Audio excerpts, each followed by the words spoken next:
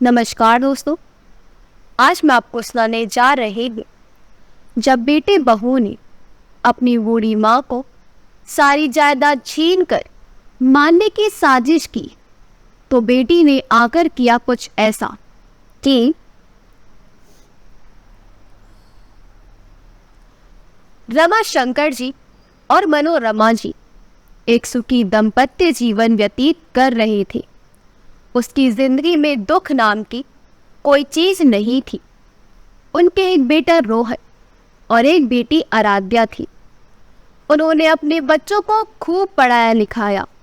दिन रात एक करके रमाशंकर जी ने बेटे को पढ़ने के लिए विदेश भेजा ताकि वह अपने सपने पूरे कर सके और बेटी की शादी करके अपने दायित्व को पूरा किया। जब रोहन पढ़ाई पूरी करके विदेश से भारत लौटा तब मनोरमा जी ने बड़े प्यार से नीता को अपने घर की बहू बनाकर लाई थी। बहू, अब ये घर और घर की सारी जिम्मेदारी तुम्हारी है। हम तो अब बस चैन से अपने जीवन के आखिरी दिन बिताएंगे। मनोरमा जी ने घर की चाबी अपनी नई नवेली बहू नीता को देते हुए कहा। रोहन और नीता दोनों कई सालों से एक दूसरे को जानती थी, इसलिए मनोरमा जी और रमाशंकर जी ने उनकी खुशी को नजर में रखते हुए उनकी शादी करवा दी। पहले तो सब कुछ ठीक था, पर नीता बड़े घर की बेटी जो हमेशा से ही अकेले रहना चाहती थी, सास ससुर अगर कोई काम उसे कह देते तो वह जल भूल जाती थी। वह रोहन से शिकायत भी करती थी, पर वह कहता, अरे नीता, तुम अच्छा व्यवहार रखोगी तभी तो इस सारी जायदाद की मालकिन बन पाओगी।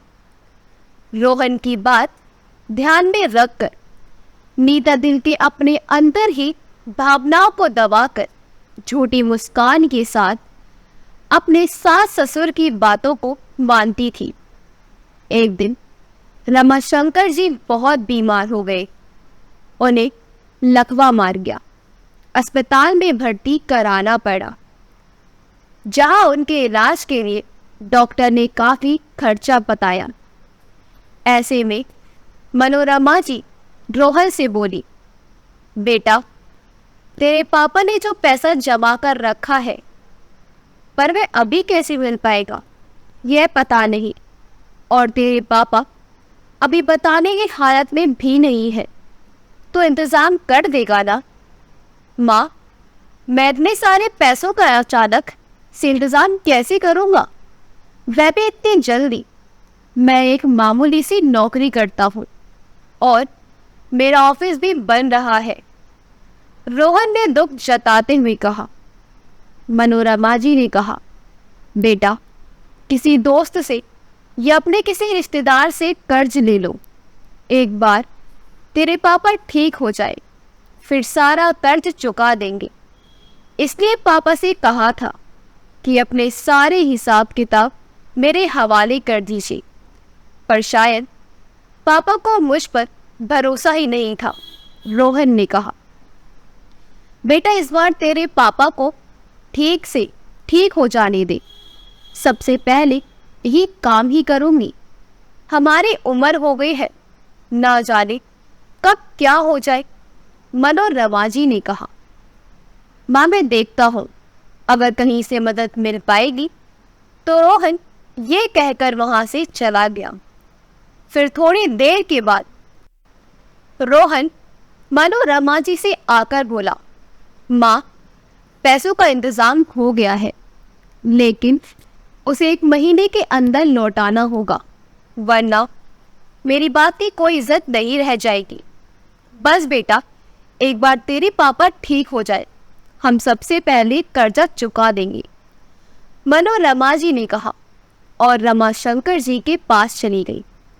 इधर नीता रोहन को एक किनारे ले जाकर बोली, रोहन, इतने पैसों का इंतजाम आपने कहाँ से किया? कहीं ये हमारे पैसे तो नहीं? हाँ हाँ, पैसे हमारे ही हैं। पर कुछ बड़ा पाने के लिए छोटे छोटे दांव लगाने ही पड़ते हैं।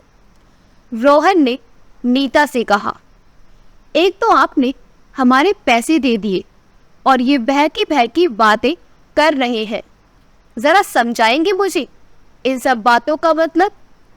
नीता ने कहा, अब जब पापा के इलाज में मैंने इतना कर्जा लिया है तो माँ भी उसे जल्द चुकाएगी और ऊपर से पापा की सारी जायदाद हमारे नाम कर देंगी, क्योंकि उन्हें आज के दिन का डर हमेशा ही रहेगा। हमें हमारे पैसे मिल जाएंगे और पापा की सारी जायदाद भी। मैं अपने ऑफिस का मालिक जल्दी बन जाऊंगा। उसके बाद जब रमा शंकर जी कुछ दिनों घर आ गए तो मना रमा जी सबसे पहले सारा कर्जा चुकाने और अपनी जमा पूंजी रोहन के नाम करवाने के लिए रमाशंकर जी से कहती है, लेकिन रमाशंकर जी मना कर देते हैं। तो मनोरमा जी बोली, अरे हमारे बुढ़ापे का सहारा तो यही है ना, फिर जो हमारा है वह सब रोहन का ही तो है। उसे आज ये सब दे या कल क्या फर्क पड़ता है, और उसने इतना सारा पैसा लगाया है तुम्हारी बीमारी में अभी। रमाशंकर जी ने सोचा, चलो सही तो कह रही है, कल मेरी जो हालत थी ऐसा दोबारा हुआ।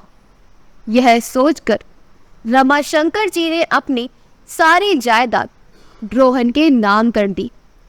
अगले दिन मनोरमा जी के बहू को आवाज देते हुए बोली, बहू जरा अपने बाबूजी के खाने के लिए खिचड़ी बना देना। एक मिनट मम्मी जी, मैं एक पेन और पेपर लेकर आती हूँ, फिर आप मुझे बता दीजिएगा क्या क्या बनाना है। नीता ने अपनी सास से भड़कते हुए कहा, ये क्या कह रही हो बहू, मैं समझी नहीं। तुम लोगों की नजरों में यह एक होटल ही तो है और मैं यहाँ की वेटर, जो आप लोगों का ऑर्डर लेती रहो और आप लोगों की फरमाइश पूरी करती रहो। मम्मी जी, बीमार पापा जी है, आप तो नहीं है ना, तो खुद क्यों नहीं बना लेती खिचड़ी? हर वक्त काम के लिए मुझे आवाज देना जरूरी है क्या? ये कहकर वह चली गई। लगता है बेचारी पूरा दिन काम करके थक गई होगी, इसलिए नाराज हो गई। आप चिंता मत कीजिए, मैं इसे अच्छे से जानती हूँ। जैसे ही गुस्सा ठंडा होगा ना, मेरे पास आकर माफी मांगेंगी।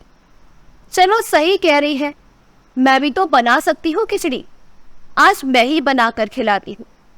मनोरमा जी ने मुस्कुराते हुए अपने मन में चल रही हलचल को छुपाते हुए कहा। अगले दिन मनोरमा जी रमाशंकर जी से बोली, बताओ आज आपके लिए क्या बनाऊं? सोच रही हूँ अब आपकी पसंद का मैं ही रोज बना लिया करूँगी। बहू को सुबह से इतने सारे घर के काम होते हैं, बार बार उसे क्यों परेशान करना। कहिए क्या खाएंगे आज? मनोरमा जी जो भी कहे, पर रमाशंकर जी तो सब समझ रहे थे कि बहू की फटकार के बाद वह दोबारा जल्दी नहीं होना चाहती, इसलिए खुद ही बनाने को कह रही है। और फिर उन्होंने कहा, जो बना लाओगी खा लूंगा। मनोरमा जी उठकर रसोई में चली गई, पर यह क्या, रसोई में तो ताला लगा हुआ है। आज तक कभी भी रसोई में ताला नहीं लगा। फिर आज यह सब सोचते हुए मनोरमा जी ने नीता को आवाज लगाना शुरू किया। क्या हुआ मम्मी जी, इतना क्यों चिल्ला रही हो? नीता ने चिल्लाते हुए कहा। बहू, रसोई में ताला आज तक कभी इस घर की रसोई या पूजा घर में ताला नहीं लगा, मनोरमा जी ने कहा। हाँ, क्योंकि इस घर में तो भूखे जानवर रहने लगे हैं, हर वक्त भूखी रखती रहती है। अब हमारे घर में कोई कुबेर का खजाना तो नहीं है जो इनके 5 टाइम के खाने का खर्चा उठा पाए, इसलिए ताला लगाना पड़ा। नीता ने अपना बालों को संवारते हुए कहा। तुम क्या हमें जानवर कह रहे हो बहू? मनोरमा जी ने धीरे से कहा। हाँ, अब आप इतनी भी भोली नहीं है जो मेरी बात आप समझ ना पाए। तंग आ गई हूँ मैं आप लोगों की भूख से। बस अब से आप दोनों के खाने पीने पर मेरी पूरी नज़र होगी। अब मैं तय करूँगी आप दोनों को कब और कितना खाना मिलेगा। नीता का ऐसा कहते ही मनोरमा जी गुस्से से उबलने लगी और बोली, तुम्हारी इतनी मजाल कि हमें जानवर कहो, ऊपर से हमारे खाने का हिसाब भी रखो। ये घर मेरा है और इतने जो गरीब नहीं है कि खाना आधा पेट खाए या नाप तोल कर खाए। आने दो आज रोहन को, जब उसे पता चलेगा कि तुमने हम लोगों के साथ कैसा सलूक किया है, तब वही तुम्हें सबक सिखाएगा। हाँ, जैसे कि उन्हें कुछ पता ही नहीं है और वे जानते थे कि आप लोग ऐसा करेंगे, इसलिए तो यह जायदाद उन्होंने पहले ही अपने नाम करवा ली।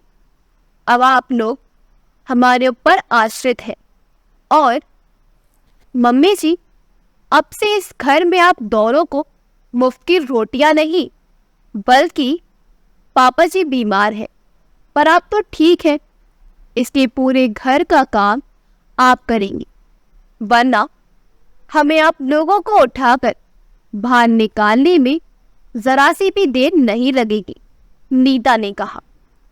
मनोरमा जी चुपचाप बिना खाने के अपने कमरे में आ गई तो रमाशंकर जी बोले, देखा मनोरमा, इसने अपनी जायदाद रोहन के नाम नहीं कर रहा था, पर वह इतने नीचे गिर जाएंगे ये सपने में भी नहीं सोचा था। अब करो इस उम्र में घर के सारे काम, वरना इस घर की मालकिन हमें निकाल कर फेंकेंगी। रमाशंकर जी ने अपने कांपते स्वर में कहा, मुझे लगता है कि बहू झूठ बोल रही है, वही मेरे बेटे के पीछे पड़ी होगी। मुझे अपनी परवरिश पर पूरा भरोसा है। एक बार आने दीजिए रोहन को, दूध का दूध और पानी का पानी हो जाएगा, मनोरमा जी ने तेज आवाज में कहा। रात को रोहन के आने के बाद मनोरमा जी उससे बोली, बेटा देखना बहू क्या कह रही है, मुझे इसकी बात पर भरोसा नहीं है, पर मुझे अपनी परवरिश पर पूरा भरोसा है। तू बता उसे और अपने पापा को कि जैसा वह कह रही है वैसा कुछ भी नहीं है। हम तेरे माता पिता हैं या इस घर के गुलाम। माँ बस, पता नहीं किस जमाने में जी रही है अब। आज के जमाने में ना बाप बड़ा ना भैया, सबसे बड़ा रुपया है। आपको क्या लगता था कि पूरी जिंदगी मैं और नीता आप दोनों की हजूरी करेंगी? रोहन ने भड़कते हुए कहा। मनोरमा जी तो अब तक उम्मीद की एक लो लिए खड़ी थी कि शायद रोहन नीता को डांटेगा, उसके खिलाफ अपने माता पिता के साथ खड़ा होगा, पर रोहन ने आते ही वह लो बोझ गई और वह मौन होकर अपने आंसू बहाने लगी। अब तो नीता ने उन पर खुलकर जुल्म करना शुरू कर दिया। पहले तो नीता ने रसोई पर ताला लगाया, फिर उसने खाना 3 टाइम से हटाकर 2 टाइम का रख दिया और फिर बासी खराब खाना उन्हें देने लगी। पहले से ही बीमार रमाशंकर जी धीरे धीरे और बीमार रहने लगे। एक दिन मनोरमा जी को बड़ी कमजोरी महसूस हो रही थी। घर का सारा काम ऊपर खाना सही से नहीं मिलता। कमजोर होना तो लाजमी था। वहां घर का सारा काम खत्म कर थोड़ा लेटने की सोचती हैं तो उनकी आंखें जाग जाती हैं। इतने में रमाशंकर जी कमरे से बाहर जाकर नीता को कहते हैं, बहू आज मुझे रात को खाना मत देना, उसके बदले अपनी सास को भरपूर खिला देना, बड़ी कमजोरी महसूस कर रही है। ठीक है, फिर आप तो कमजोरी महसूस नहीं करेंगे ना। आप दोनों को ऐसा जता रहे हैं जैसे मैं आप दोनों को भूखा रखती हूँ। सारा दिन काम तो कुछ कर नहीं पाते, बस खाना ही चाहिए इन दोनों को, नीता ने झल्लाते हुए कहा।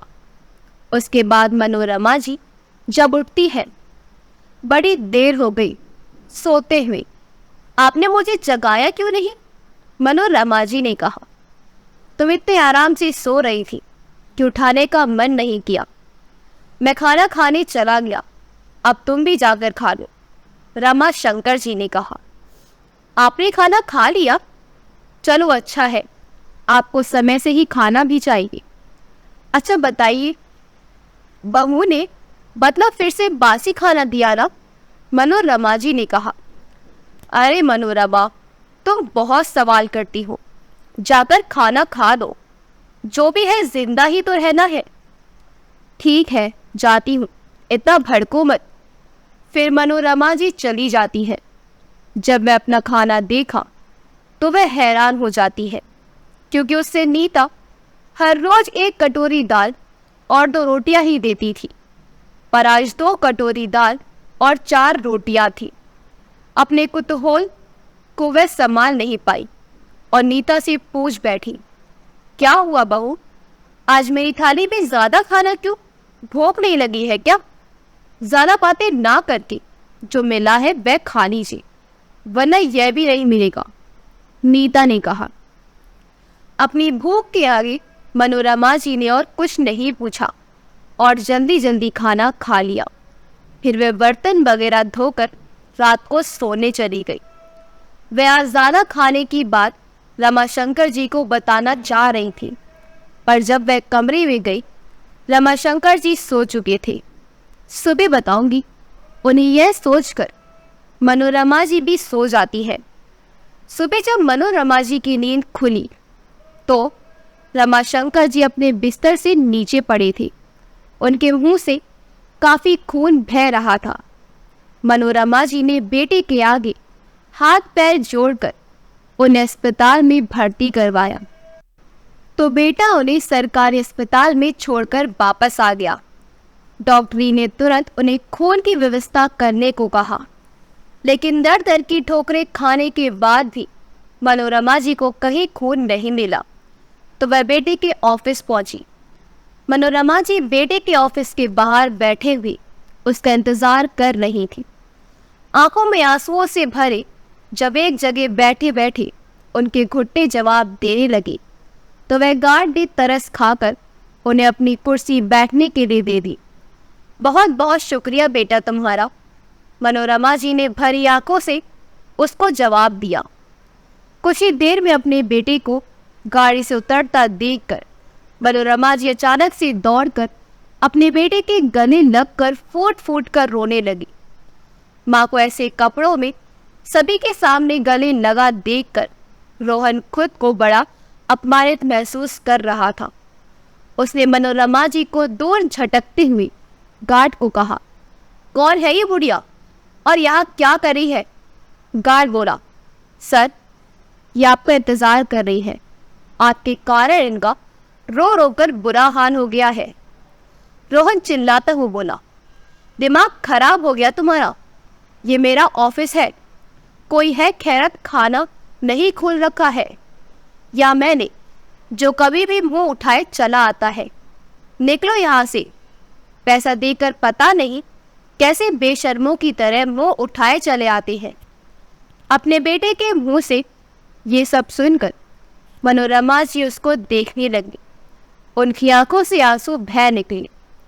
बेटा, तुम कैसी बातें कर रहे हो? तुम्हारे पिता अस्पताल में जिंदगी और मौत से जूझ रहे हैं। डॉक्टरों ने बोला जल्द से जल्द उनके लिए खून की व्यवस्था की जाए।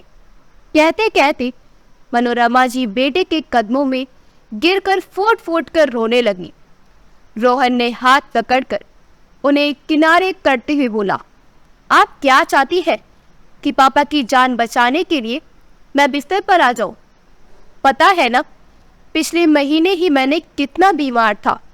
जाइए यहाँ से, नहीं है मेरे पास इतना वक्त, और ना ही मैं उस बुड्ढे को अपना एक कतरा खून देने वाला हूँ। मनोरमा जी अपने आंचल को आगे बढ़ाते हुए बोली, इस वक्त मेरी मदद कर दो। मैं अपने खून का एक एक कतरा बेचकर तुम्हारा सारा कर्ज चुका दूंगी। अगर तुम्हारा थोड़े से खून से तुम्हारे पिता की जान बच सकती है। तो इतने पे रोहन चिल्लाते हुए बोला, समझ में नहीं आता आपको, भिखारी की तरह पीछे पड़ी हो। मनोरमा जी की हालत देखकर गार्ड की आंखें भर आई। उसने सहारा देकर मनोरमा जी को उठाया, उन्हें पानी पिलाकर शांत किया और बोला, अम्मा, क्या ये सच में आपके बेटे हैं? मनोरमा जी ने हाँ में सिर हिलाया तो गार्ड के मनोरमा जी से सारी कहानी पूछी। गार्ड कहानी सुनकर भावुक होकर उनका हाथ थामकर बोला, माँ, चिंता मत कीजिए, सब ठीक हो जाएगा। मुझे बताएं, मैं आपके लिए क्या कर सकता हूँ?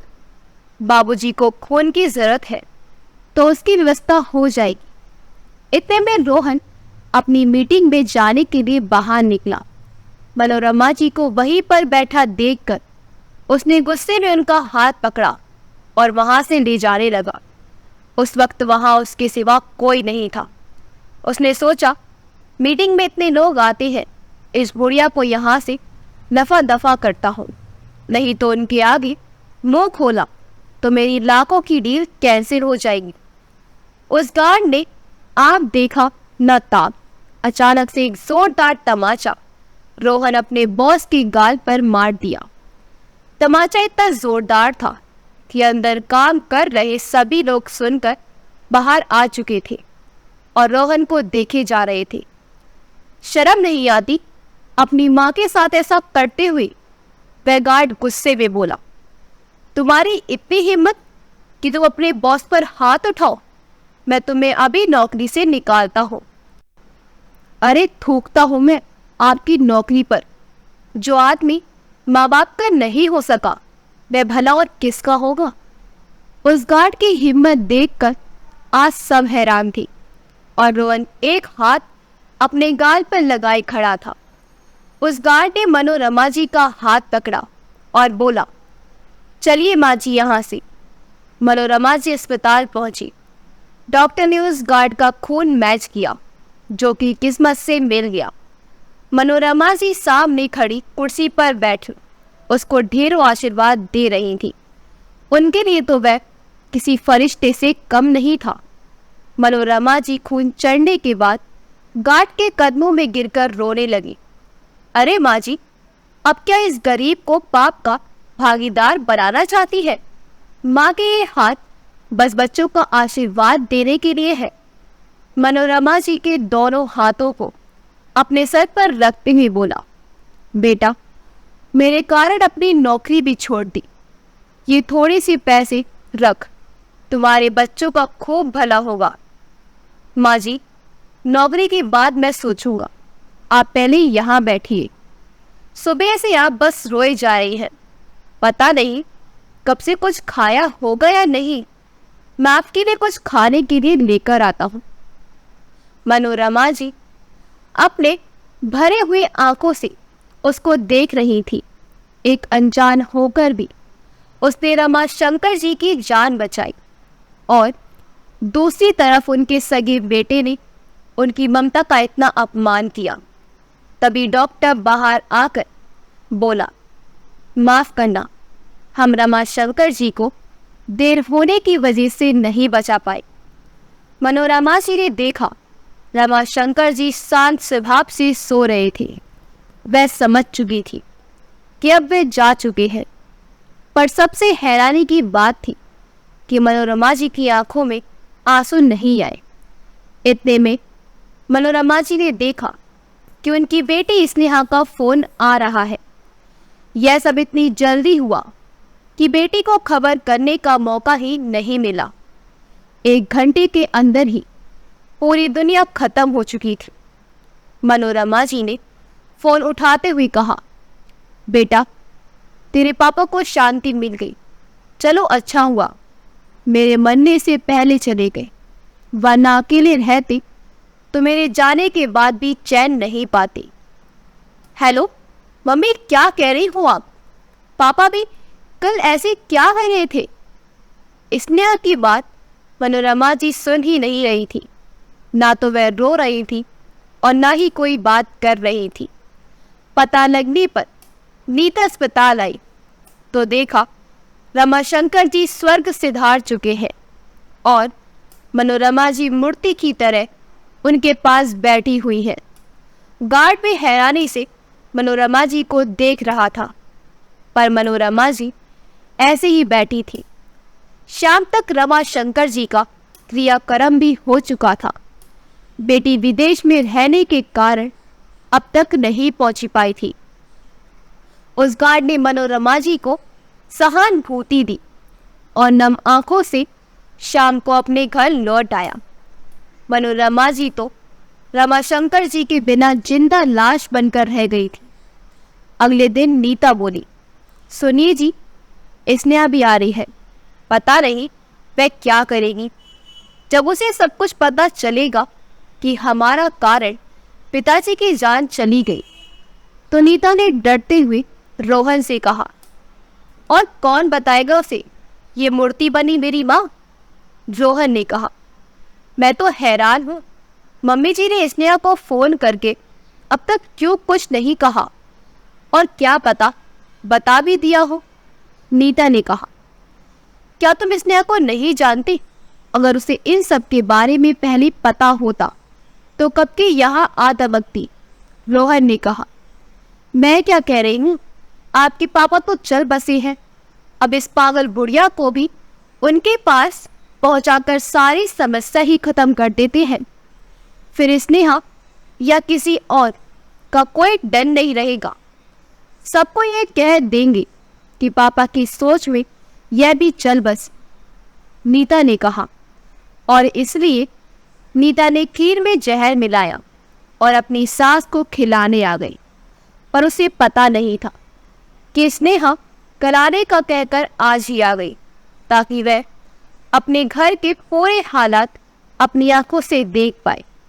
रमाशंकर जी ने उसे घर की चाबी का एक सेट दे रखा था, क्योंकि वह विदेश में रहती थी और जब चाहे आ सके। अगर घर पर कोई ना भी हो तो वह अंदर आ सके। इन्हें क्या पता था कि यह चाबी एक दिन अपनों की जासूसी के लिए इस्तेमाल करनी पड़ेगी। जब नीता मनोरमा जी को वह खीर खिलाना वाली थी, स्नेहा उसी कमरे में ही छिपी बैठी थी, क्योंकि उसने अपने भाई और भाभी की सारी बातें फोन में रिकॉर्ड कर ली। उसने खींचकर एक तमाचा नीता के गाल पर जड़ दिया। तुम्हारी हिम्मत कैसी हुई मेरे पापा की जान लेने की, और अब माँ को भी मारना चाहती हो? स्नेहा को वहां देखकर दोनों की आंखें फटी की फटी रह गई। क्यों रोहन, हैरान हो गए मुझे यहाँ देखकर? उस दिन पापा ने मुझे फोन पर सारी बात बता दी थी और मैं आप लोगों पर गुस्सा भी बहुत हुई थी। सोचा कि अभी जाकर आप लोगों से हिसाब लूंगी, पर फिर सोचा कि आप लोगों को रंगे हाथ ही पकड़ना होगा, तभी तो कानूनी कार्रवाई भी करवा पाऊंगी। बात करके ही मैं निकल गई थी यहाँ के लिए, लेकिन कुछ तकनीकी परेशानी का कारण मैं पापा की क्रियाक्रम से भी शामिल नहीं हो पाई। पर आज जब आए लोगों में माँ को ठिकाने लगाने की बात करने में व्यस्त थी और मैं छुपके से घर में दाखिल हो गई, बस इस बार का अफसोस रहा कि मम्मी पापा ने यह सब मुझे पहले नहीं बताया, वरना शायद आज पापा जिंदा होते। इतने में पुलिस भी वहां आ चुकी थी। ले जाए सर, दोनों को इन दोनों ने मेरे माता पिता की जान और धोखे से सारी जायदाद छीन ली, फिर पापा को भूखा रखकर मार डाला और अब मम्मी को जहर देकर मारने चली थी। यह खीर इस बात का सबूत है। पुलिस और स्नेहा का ऐसा रूप देखकर दोनों डर के मारे थर थर कांपने लगे और मनोरमा जी के कदमों में गिरकर माफी की गुहार लगाने लगे। लेकिन मनोरमा जी कुछ नहीं बोली और पुलिस दोनों को वहां से उठाकर ले गई। आराध्या अपनी माँ से लिपटकर बहुत रोई, जहां उनकी माँ बस एक बात कहे जा रही थी, अच्छा हुआ जो वह मुझसे पहले चले गए। शांति मिल गई तेरे पापा को। मनोरमा जी ने अपनी सारी जायदाद अपनी बेटी और उन गार्ड के नाम कर दी, जिन्होंने अपना खून का कतरा कतरा देखकर रमाशंकर जी की जान बचाने की पूरी कोशिश की थी, मगर किस्मत ने उनका साथ नहीं दिया और इसने अपनी मम्मी को लेकर विदेश के लिए रवाना हो गई। अगर आपको हमारी कहानी अच्छी लगी हो तो हमारी वीडियो को लाइक करें, शेयर करें और हमारे चैनल योगी वॉइस को सब्सक्राइब कर दें। आपका बहुत बहुत धन्यवाद। मिलते हैं अगली वीडियो में।